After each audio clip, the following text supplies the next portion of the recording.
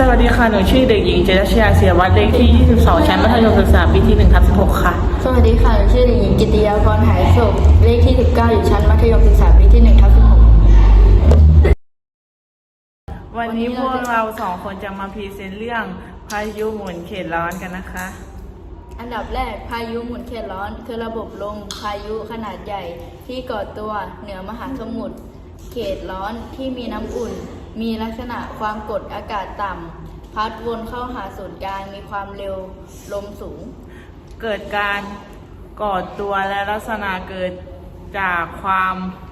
กดอากาศต่ำที่ใต้ผิวน้ำทะเลอุ่นจัดหมุนเวียนเป็นวงกลมขนาดใหญ่การจำแนกความรุนแรง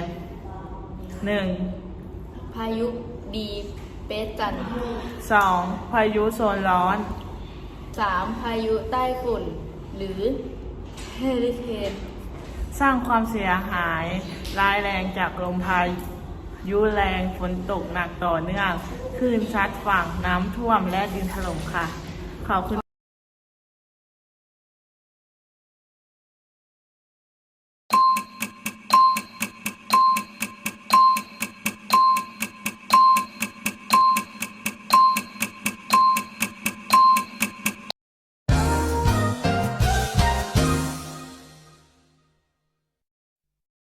A few moments later. เฮ้ยอีพวกนี้มันแอบสูบบุหรี่ถ่ายคลิปไปให้คุณม่อนดูดีกว่าบุหรี่ยาวไปโอ้คุณม่อนคุณม่อนดูมีคนสูบบุหรี่ข้างโรงเรียนดูคุณม่อนตามหนูไหมเดินขยับดิ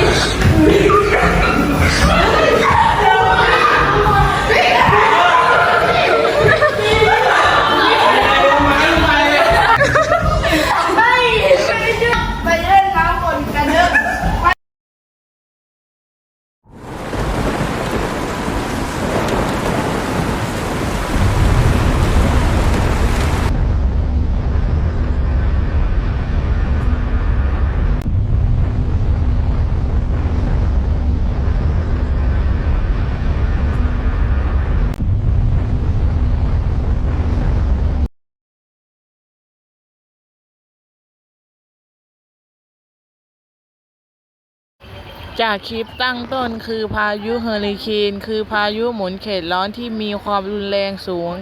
ก่อตัวขึ้นในมหาสมุทรแอตแลนติกเหนือ